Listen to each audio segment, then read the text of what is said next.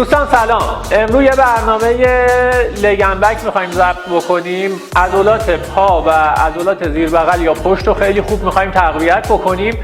این برنامه سطحش متوسط رو به پایینه واسه بچه‌هایی که یا حالا اضافه وزن زیادی دارن یا آمادگی جسمانی کمی دارن یا سن و سالشون بالا و تازه میخوان شروع بکنم. برنامه رو طوری طراحی کردیم که حالا چه ستاژ چه تایم تمرین و اینا به شکلی باشه که فشار زیادی به ورزشکار وارد نکنه. بریم چند دقیقه با خانم اعتماد گرم بکنیم، من اضافه میشم و تمرین اصلی رو با هم ضبط میکنیم. آماده اید؟ بریم.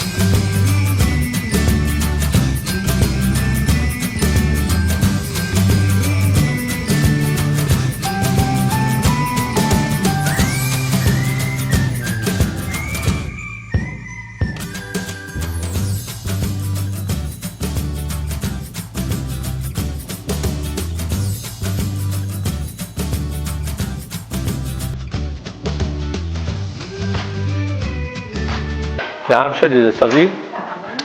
خب ما 8 تا حرکت داریم، 2 ست میخوایم بزنیم، 16 ست داریم.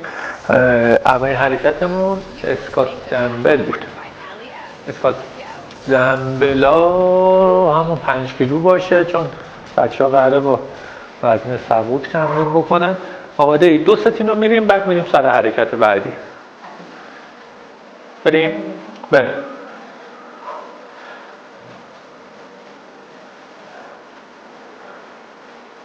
خیلی پایین نرید، اسکات عمیق نرید، همین خوبه. بچه الان اینجا ابتدای حرکت رونتون باید تقریبا موازی با سطح زمین باشه. اگر مشکل تو کمر و زانو دارید دامنتون رو ناقص تر برید. الان یه دونه دامنه ناقص برید. مرسی. این تقریبا بهش میگن اسکات 1/4 دیگه، 1/4 دامنه رو دارن میرن. واسه بچه‌ای که آمادگیشون کمه یا بذارید زمین 20 ثانیه استراحت بکنید بعد تست دومشون. آمادگیشون کمه یا آسیب دارن، این دامنه خیلی میتونه خوب باشه.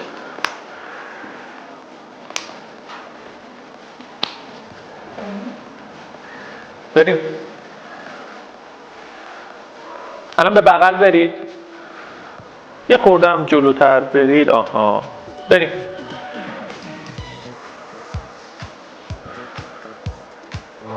دامنه رو باز کمتر بکنید.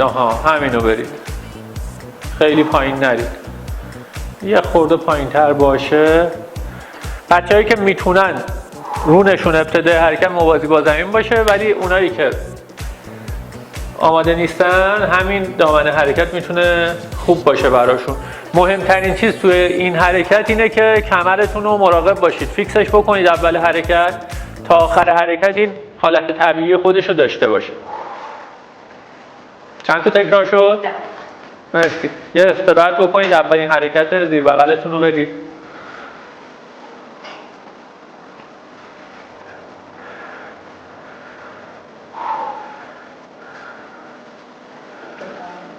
آره جفت دمبل زیر بغل، دمبل هم. فقط نشستنی، بلند شدنی، وزن برداشتنی اینا خیلی مهمه، اینا رو رعایت بکنید. بریم زیر بغل دمبل هم. مرسی. بریم. کف دستتون رو به عقب باشه. اینو برید. کمر رو فیکس کنید.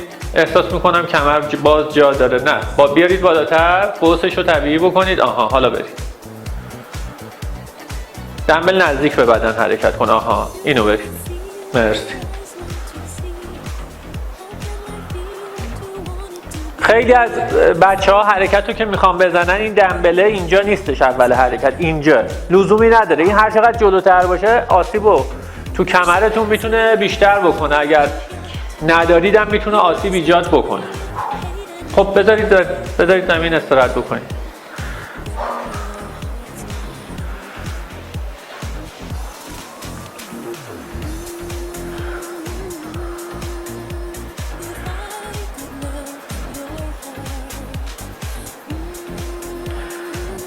بریم. برگردید حالا رو به دوربین اینوری بگیرید. بریم.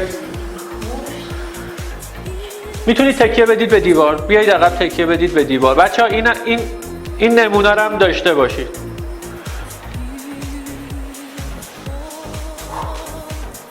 این تکنیک هم باعث میشه باز فشار رو کمرتون کمتر باشه. قسمت مثبت حرکت هم داره نفسش رو خارج میکنه. وقتی دمبلا رو داره به بدنش نزدیک میکنه نفسش هم داره خارج میکنه.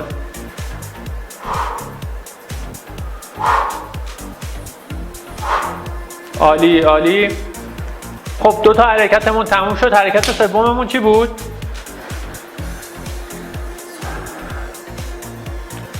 نه، لانگ طرفین. حالا با یه دمبل برید بهتره.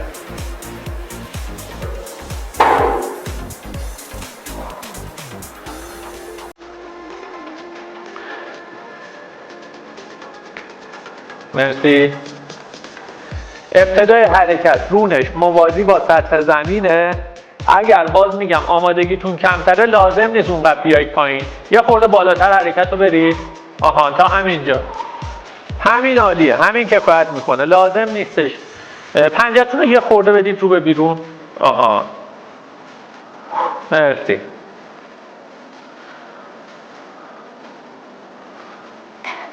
مرسی. اون پا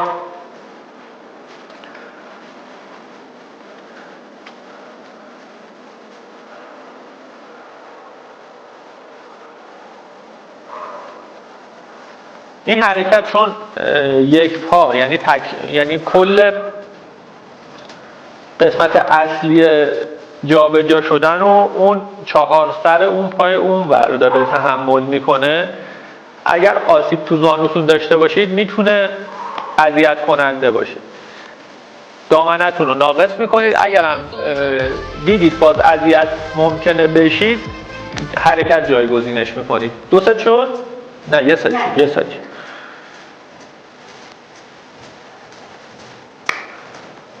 یه استراحت 20-25 ثانیه 30 ثانیه‌ای بکنیم، بعد بریم ست دومش رو بزنیم.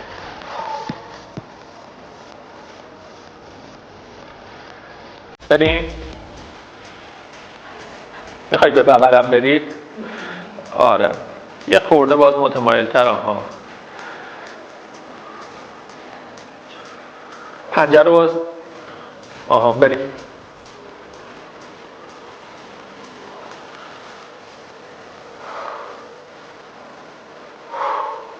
عالی.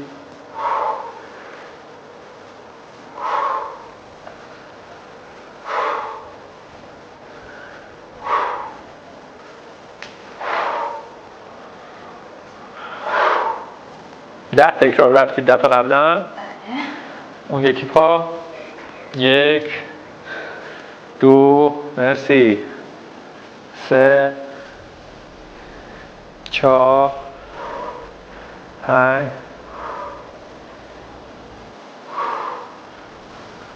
سه تا دیگه.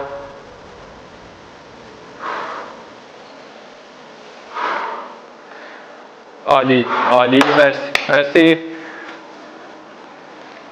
حرکت دوم زیر بغل یا پشتمون حرکت تک دمبل حالت پلانکه. رنگیت رو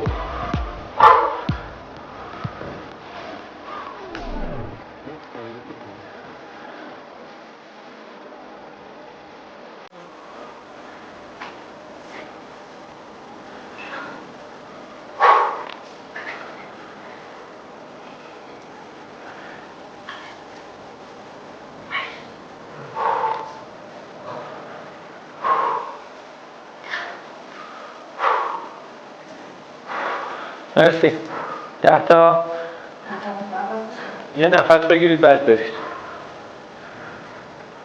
بین اون حرکت پایه و این حرکت استراحتش کم بود و تو ست دومش داره استراحت میکنه. ببخشید ست دوم که نه، یعنی دست مخالف میشه دیگه. مرسی.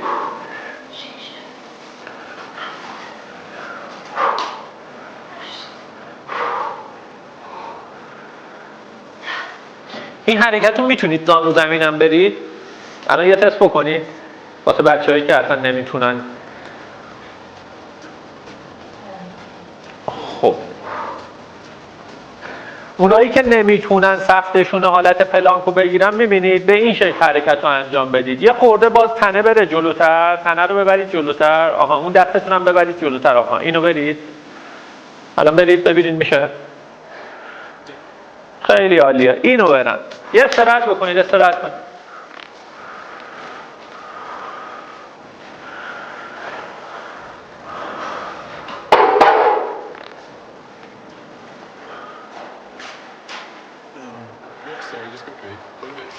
این حرکت جدا از این که عضلات زیر بغل رو خیلی خوب کار میکنه، واقعا نیاز هستش که این عضلات شکم پهلو و نمیدونم فیله ها و اینا خیلی خوب قوی باشه.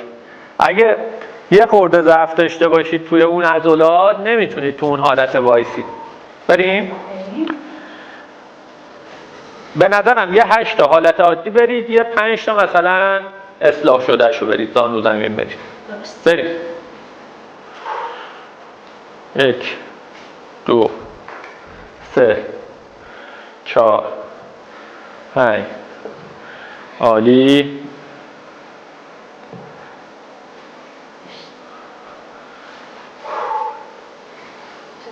آره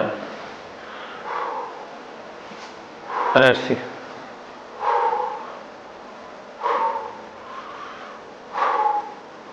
عالی. خب داره فشار میاد حسابی یا تقصیر خودشه، استراحت کم میکنه.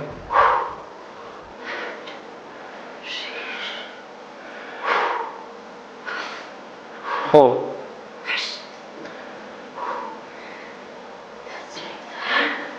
برو مرسی 5 تا دونه.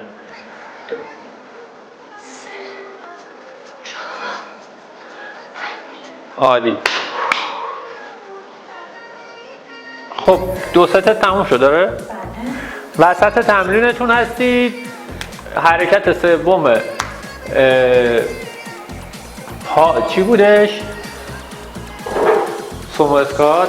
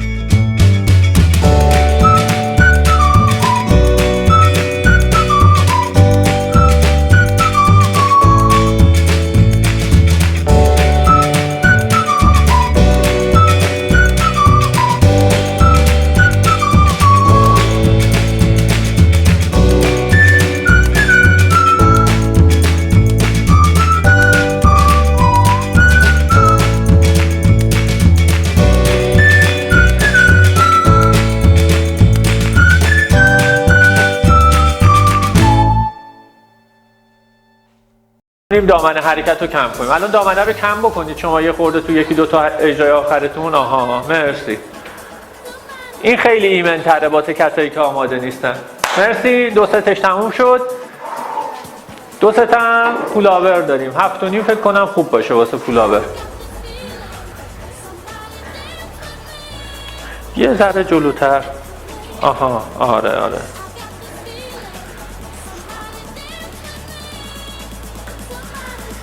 استراحت کنید همین الان رفتید.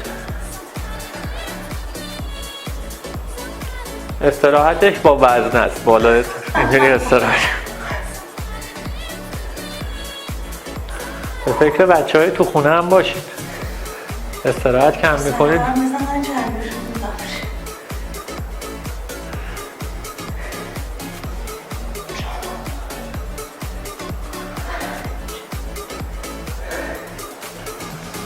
سعی میکنیم تایم تمرینمون 30 تا 40 دقیقه باشه، بیشتر از این تایم نشه، چون قراره که فشار خیلی زیاد توی این تمرین به بچه ها نیاد.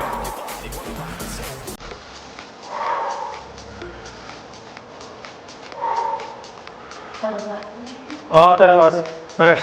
یه استراحت بکنید ست دومشو بگید.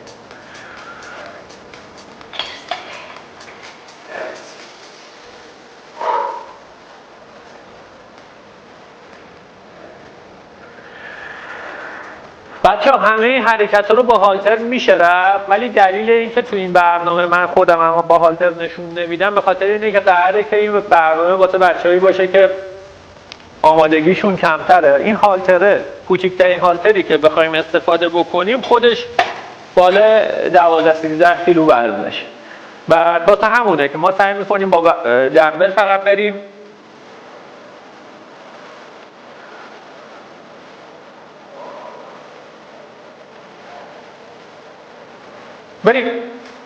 مرسی. دامن حرکتشون هم میبینید بازوشون توی این آخر حرکت از عمود به بدنشون جلوتر نمیره. حواستون باشه بازوتون رو خیلی به سمت رون نزدیک نکنید، همین عمود به تنه باشه کفایت میکنه. اون برم ابتدای حرکت وقتیه که دمبل میخوره زمین دیگه. بچه‌هایی که توی شونه‌شون مشکل دارن این حرکت میتونه اذیت کننده باشه براشون، واسه اینکه فشارش رو کم بکنن میتونن آرنجشون رو خمتر بگیرن. این آرنجه که خمتر میشه وزنه نزدیک به سر میشه، اون موقع است که فشار روی شونه‌شون هم کمتر.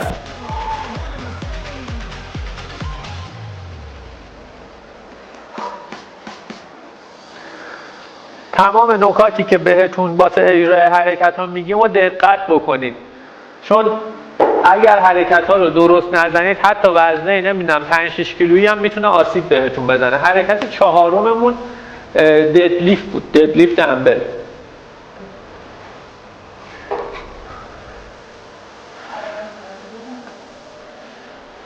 آره رو برید اولیش ها اندازه عرض لگن باز باشه، باز هم خیلی باید بره نزدیک به زمین بشه، تقریبا باید از زمین وزنه رو بکنید.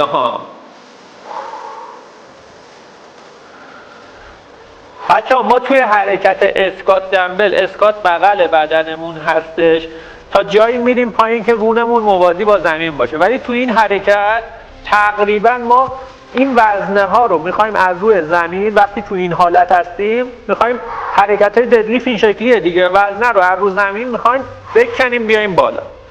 تفاوتش کمی توی دامن حرکتش هستش و روایایی که حالا تنه با رون داره یا توی زانومون هستش، این زوایا یه خورده تغییر داره ولی عضلاتی که دارن کار میکنن تقریبا همون هستش.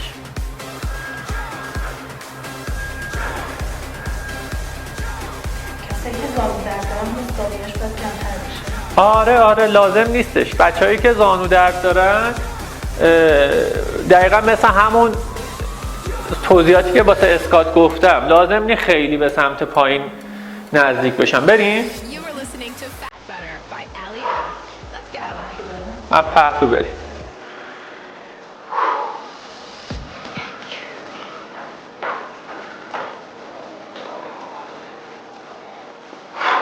میبینید الان تو این حرکت زاویه تنه با رون ایشون خب بیشتر شد نسبت به اون حرکت اسکاته و این باعث میشه که چون تنه هم داره متمایل میشه به سمت جلو، قوس کمر رو حواستون باشه، سرتون تو راسته ستون فقرات، مراقب باشید که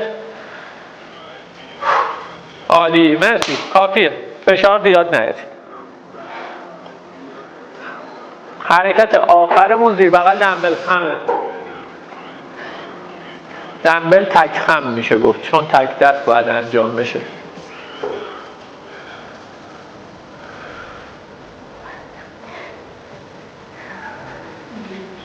نه همون اینجا یه پاتون میتونه این پا رو بذارید عقب‌تر، اون پا رو بذارید عقب‌تر. آره این الان درسته. کمر رو قشنگ قوسش رو مرسی.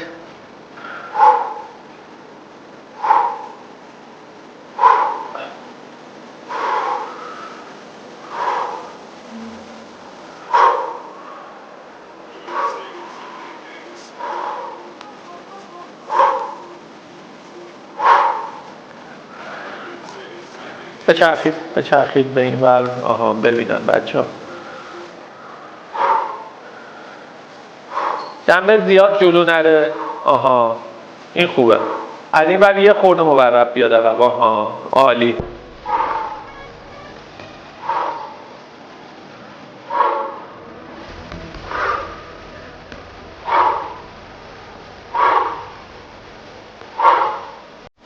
زیاد نرید.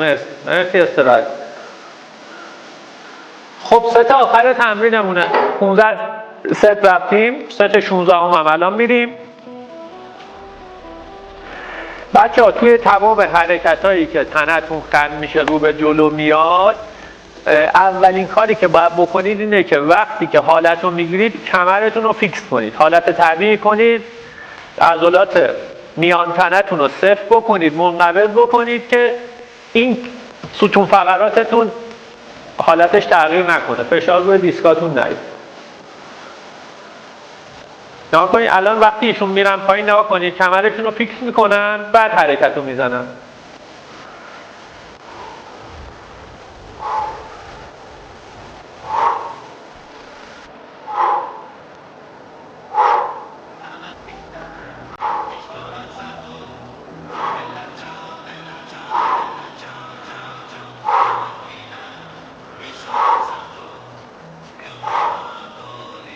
مرسی. ست آخر اجرای حرکت دست مخالف.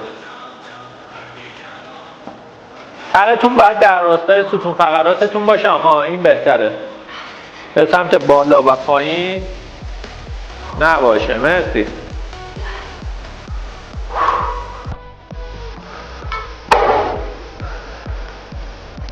خب چطور بود تمرین؟ پرفشار؟ قرار نبوده پرفشار. واسه تنبلا پرفشاره. شمایی که من این برنامه رو بهتون میدم انقدر تنبلی کردید که تمرین واسهتون پرفشار میشه آخرش. ایشون هم جزو تنبلاست.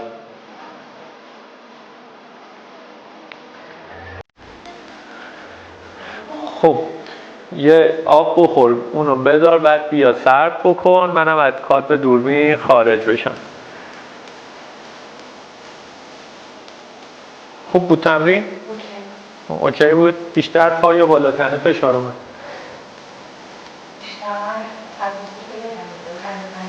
دوتاش هم کار نکرد. فکر کنم 6 ماه تمرین نکرده. بچه‌ها من از کادر دوربین میام بیرون، زهرا خانم سرد میکنه، حتما باهاش سرد بکنید چون تایم تمرینتون بسته به این 16 ست کم بوده. گرم کردن و سرد کردن و نپیچونید. خود این گرم کردن سرد کردن خودش باید حداقل 10 دقیقه جزء برنامه تمرینیتون باشه. مرسی عالی.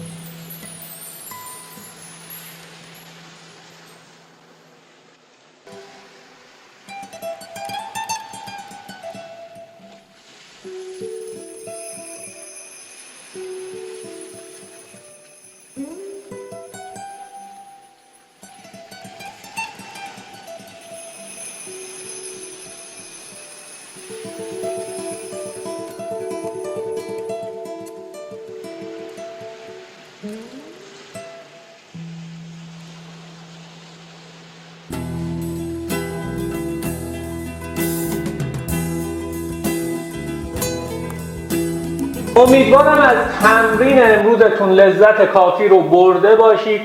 خیلی خوشحالم از این که به مجموعه ما اعتماد کردید و اجازه دادید به ما تو این مسیری که دارید طی می‌کنید به سمت بالا بردن سطح سلامت خودتون ما کنارتون باشیم.